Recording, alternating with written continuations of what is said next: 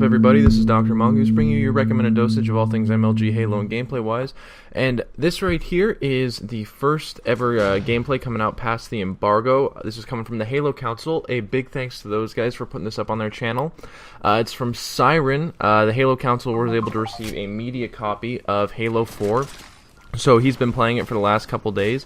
If you go to the Halo Council or follow him on Twitter, he posted something on NeoGAF basically about his opinion of the game thus far and what he's been doing. But I'm not here to talk about the gameplay or the Halo Council or anything of that nature. But again, big thanks to them for the gameplay, seeing as none of us can have the game yet unless we got it illegally, but I'm a good boy and I follow the rules. But rather, this is to break down the recently released MLG Gametypes for Dallas.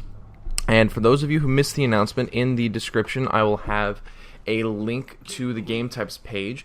But basically, what's going to be happening is we're going to have two game types played at Dallas, and it is an exhibition tournament, so that's not too surprising. And they only got the games, I think, 2 days ago, so I'm not terribly surprised that they're not doing too much, because you don't have much time for testing. But it is a little disappointing that we're not going to get to see some of the newer features for a lot of game types, specifically Oddball. And I'm a little biased because Oddball is one of my favorite game types of all time. I never was able to get enough of it, and since I haven't gotten to play it basically since Halo 3, it really is kind of saddening that we're not going to get to see the new Oddball yet. But I digress, and so we're supposed to be breaking down the game types. It's Team Slayer and Capture the Flag. It's Infinity Slayer and CTF. The maps for Slayer are Abandon, Haven, Relay, and Solace. And for Capture the Flag, that's Relay, Solace, and Adrift. So if you notice that there's only one map, that's only going to be for CTF, which is Adrift. Whereas Team Slayer has two maps that are just for Slayer and Abandon and Haven. Now, as far as the options go, it's not going to be vanilla Infinity Slayer. And I think that's a good thing, because there's nothing you could really do to make like Infinity Slayer itself just straight work. With radar, with personal ordnance, with a lot of the randomness, especially insta spawn and all that sort of things, it leaves you with just something a bit too random, even for a straight vanilla experience. Just still a little too random for competitive play, which I think everyone can at least understand. It's still close to out of box settings, which is good for the viewer experience and being able to understand the game. But at the same time, when you're competing for about $40,000 first prize, you don't want to leave huge amounts of stuff up to chance. And that might sound ironic because they do have personal ordnance, but I'll get to that later. But again, for a viewing experience and for a balance between a viewing experience and a competitive setting, I think they've had a good medium here. So for just going through the Team Slayer options, Betrayal and Suicide will get you minus 10 points each. Your respawn settings, there is no insta spawn. It's a 5 seconds. It's a 5-second spawn. There's no Suicide or Betrayal penalty. The death cam is disabled. And here's kind of the big part that might be a little confusing to some people. As you know, that there's ordnance on map and off map, and there's personal ordnance that you can call in, and then there's just the regular on map ordnance, which is the grenades that come down, the power weapons that come down, all that sort of stuff. So for that, it will be 120 seconds. So every 2 minutes, you're going to have new ordnance, just on-map ordnance, come down. So say, a sniper rifle spawns on the map, a shotgun spawns on the map, and rockets spawn on the map. Every 120 seconds, those are going to come down with a fresh drop outside of any personal ordnance you're calling in. For CTF, the score to win is 5, and the time limit is 30 minutes. As always, at 15 minutes, whichever team is ahead, they will win unless they're tied, and then it goes to sudden death overtime. For returns, the flag return time on Adrift and Relay is 3 seconds, and on Solace, it's never. The flag reset time is 15 seconds. The flag at home requirement for Adrift and Relay, you have to have your flag at home to score, and for Solace, you don't. Now, what's important about that is it's basically saying that Solace is our version of the Pit or Sanctuary from Halo 3 and Halo 2 and Halo Reach, respectively. It means that you can score the flag when you're not at home, when your flag isn't at home, so it's again, trying to find that balance between, do we go for the counter cap to tie them, or do we try to completely kill them, get our flag return, and then make a pull. Then it's normal MLG CTF for the other two.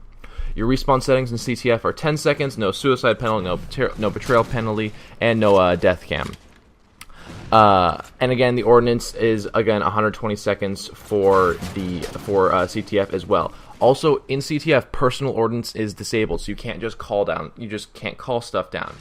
Now, for all game modes, friendly fire is enabled. Betrayal booting is disabled. You can't team change. You can't team change. Your map loadouts are disabled, and loadout usage is game loadouts. So what that means is they have set loadouts for you to use in game, and those are Alpha, Beta, Gamma, Delta, and Epsilon.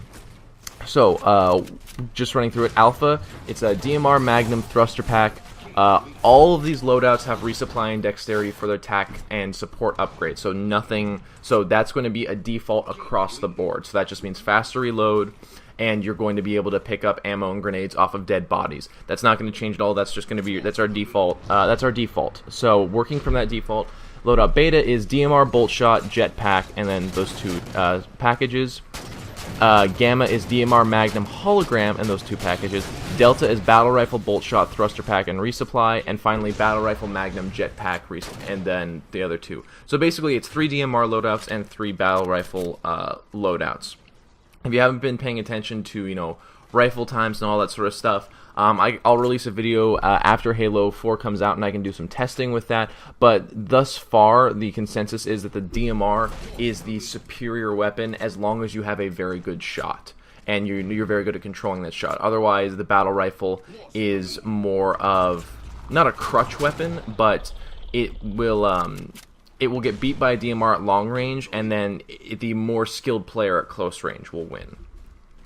The traits for just the base player traits for the games, there's no radar, player speed is at 110, and you're visible to all your allies on the waypoint.